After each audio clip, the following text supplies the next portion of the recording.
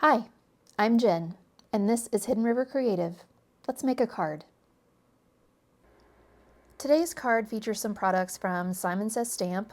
This first die set is the Mushroom Stems die set, and how cute is it? I love this one because you can use it in so many things. I first saw it over on Prairie Paper and Ink when Amy R. created a whole bunch of cards featuring these mushrooms, so of course I had to buy it. Definitely check out her channel for some more inspiration. This next one is called Fiddly Leaf. Now, this one is a really great filler die that you can use on lots of cards just to add some greenery. You can use it as is or cut it into pieces, as you'll see me do later. And this third one that I'm using is called Grand Corner Leaves. This is a great die to anchor a focal point on your card, or you can cut it apart and use it again as filler in your design. So let's get into the card. Here I have my mushroom cap die cuts on a well-loved waffle flower grip mat, and I'm just going to use a blending brush to quickly apply some ink. I'm using Concord and 9th inks today, and for the underside of the mushroom caps, I'm going to use the color Wheat. I'm not taking care to do a smooth blend here because these inks will smooth out nicely once they dry, so it's not really necessary for this. For the tops, I'm going to use a combination of spiced cider and cayenne. Again, not really trying to take my time or smooth out the ink. I'm just quickly laying it down because again, as you'll see, it will blend and smooth out as it dries. I'll cover the entire die cut with spiced cider, and then I'll come in with cayenne just on one side to create some variation and dimension. And on the final card, you'll kind of see how it makes the mushroom caps look a little bit more rounded just because they're darker on that one side. Next, I have my Grand Corner Leaves die cuts, and I'm going to apply ink in the very same way as before. I'll come in with the Grasshopper ink first, and after a brief struggle with my ink pad, I'll cover the entire die cut, including those additional leaf details to the side. And then I'm going to go back over the detail pieces again with the same Grasshopper ink just to make them a bit darker in some of those areas. Then I'm going to come back in with Artichoke, which is quite a bit darker, and I'll apply that very unevenly only on the larger die cuts to create some interest. This is a really great technique to use if you're a beginner and don't want to have to think about how light would be hitting these leaves, and it's going to give dimension and almost a distressed look even after they've dried back. Okay, I promise we're almost done with ink blending these die cuts, but it really took a lot to make this card. Totally worth it in my opinion. You can let me know if you agree in the comments. Actually, if you don't agree, don't leave a comment. Just kidding.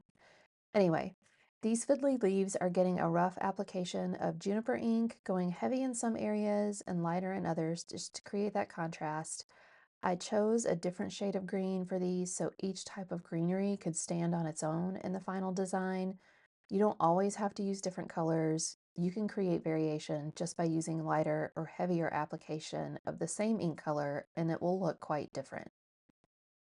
For the mushroom stems, I'm covering the whole thing with wheat ink, and then I'll come back with mushroom and apply that only on the left side in the same way I did the caps. It just creates some shadow on these stems and really elevates the ink blending so it doesn't appear flat. You don't have to think too much about these. Just have fun and create whatever you want. It's a mushroom, okay? It doesn't have to be fancy, but it can be fun, and I had a lot of fun creating these. I wanted my mushrooms to have a mottled look, so I decided to splatter them with the same inks I used on a lot of these die cuts. So on the caps, I used cayenne first. I just used an acrylic block, pressed my ink pad directly onto that, and then sprayed with enough water to make it easy to mix up and tap onto my card with this fan brush. This fan brush is great because it puts down quite a bit of splatter over a large area. I got these from Amazon and I'll link them below, but they are my favorite. I use them all the time for splatter and I highly recommend them. I used a lot of splatter here because I really wanted these to have some texture to them. I didn't use splatter on any of my leaves or anywhere else on my card because I wanted the mushrooms to be the focal point and really stand out against everything else that I'm going to put on that final design. Next, I'm going to come in with wheat to add some lighter spots, and this just really took those caps up a notch. It created some variation in those splatters, and I love how they turn out in the end, and you'll see on the final card, those lighter spots just really add some extra texture and make these mushroom caps look unique. And listen, I know this is a lot to do to a die cut, but I mean, you don't have to do this. You do you. Whatever you do will be beautiful, I promise. For the stems, I used mushroom and applied quite a bit of splatter again. Now, I didn't mention this at the start, but you really should get a box anytime you want to do splatter because it will go everywhere. It's going to get all over anything that is in the immediate vicinity of what you're working on. So get yourself a box. I'm just using an old Altenew shipment box, and I put a paper towel in the bottom to absorb some of those stray ink splatters, and it works beautifully. Now it's time to assemble the die cuts, which is my absolute favorite thing to do. I love putting pieces of paper together. So these grand corner leaves have some leaf detail that you can absolutely leave off if you want. On each piece, there's a very pointy end and a more rounded end. It's really not that easy to tell, but the pointy end goes at the top of the leaf, if that helps. But honestly, won't anyone really be able to tell? I don't think so. So do whatever you want to do. You want to apply these to one side of the larger leaves and do your best to determine which goes where. Again, it really doesn't matter, so don't stress over it. Just make sure you apply your leaf details all to the same side of the leaf for consistency. I'm using liquid glue here for these just because it's what I prefer. It gives me some wiggle time to adjust my die cuts because I almost never get it exactly right. There are three pieces to these mushroom die cuts. The bottom piece is going to be the underside of the mushroom, which I colored in wheat ink earlier. You want to take the stem and glue that just above that detailed area so it looks like the stem is descending from the inside once you place that mushroom cap piece on top. You can get creative here. These mushrooms don't have to be straight up and down. I'm going to actually angle mine to the side a bit. Then you just adhere the top of the mushroom cap down and voila, you have a cute little mushroom. Isn't that adorable? I love it.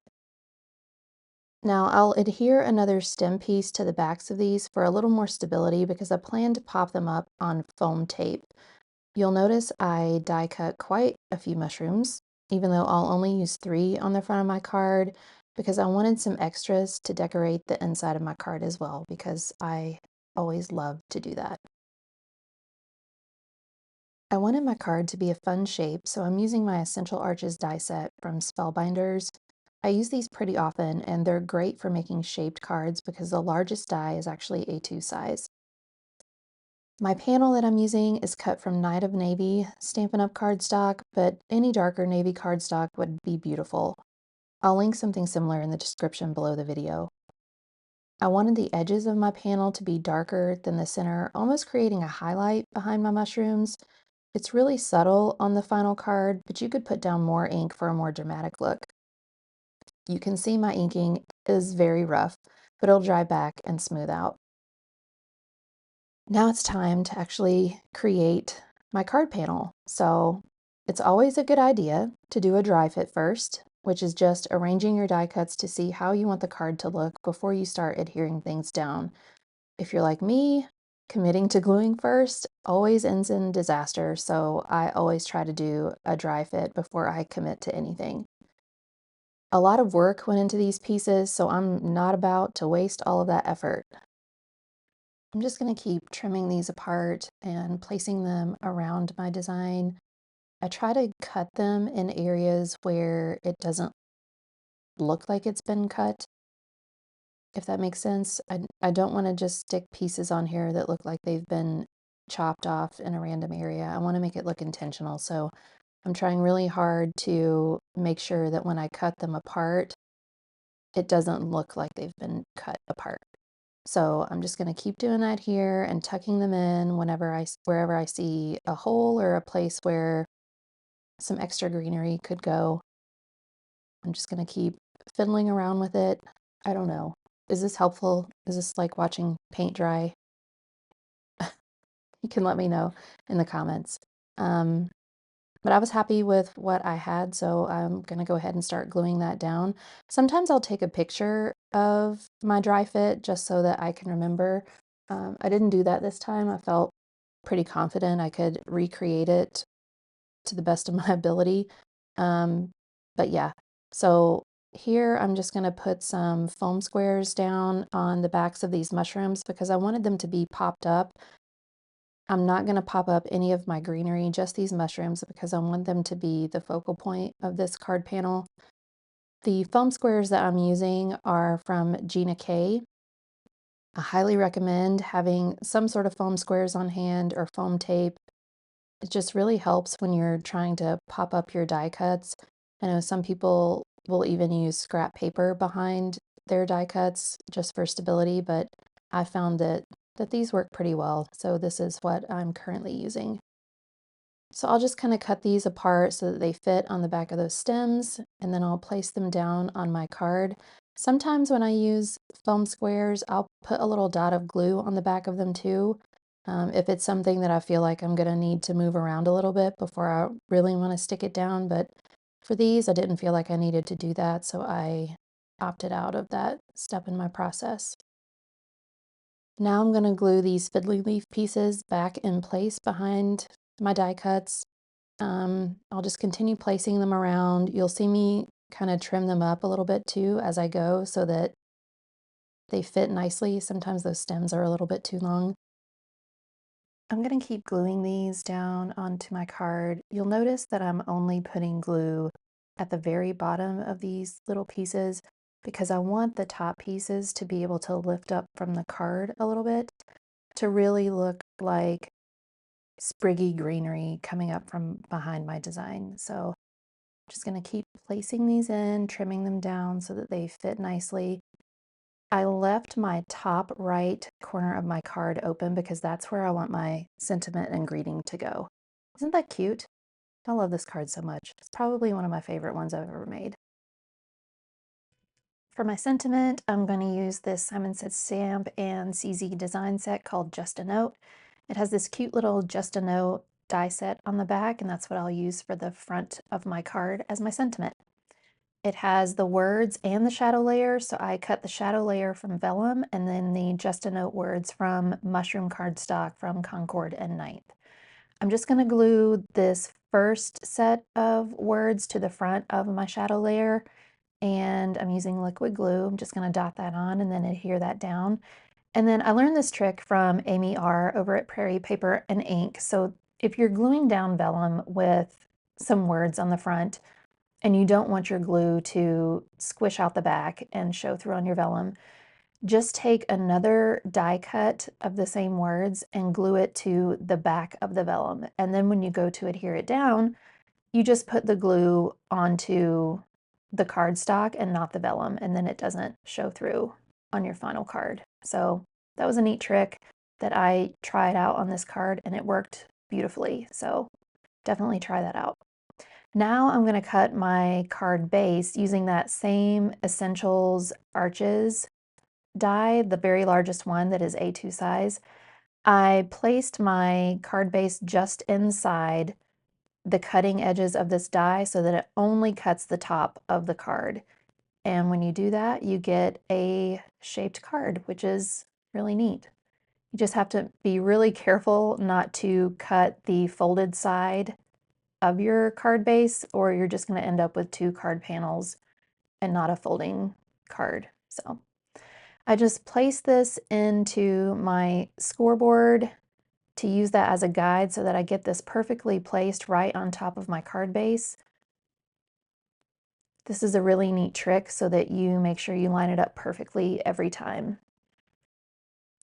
The embellishment mix I'm using here is called Pocket Change from Trinity Stamps. I have lots of these little embellishments. They're just the flat sequins, and I love using these on cards because it makes them easier to put in the mail because you don't have those dimensional embellishment pieces sticking up off of your card that can sometimes damage them in the mail. So I have tons of these in different colors and styles, so definitely check those out. Now it looks like we're done, but we're not. We're going to open this up and we're going to decorate the inside. First, I'm going to grab a white piece of cardstock that I've cut down to the third largest arch size, and I'm going to stamp my sentiment on that. So I'm just pulling out the same Just a Note stamp set. I love this set because it has lots of sentiments that you can use on the inside of cards so that they're not naked. So I'm going to pick one of the sentiments from this set, and it says, "Just a note to wish you the happiest birthday ever and to remind you how happy I am that you were born." So I thought that was perfect because I have someone in mind that I want to send this card to. She loves mushrooms. So I'm just putting this into my MISTI, lining that up so that it's straight and centered at the top of my panel, and I'm going to condition my stamp.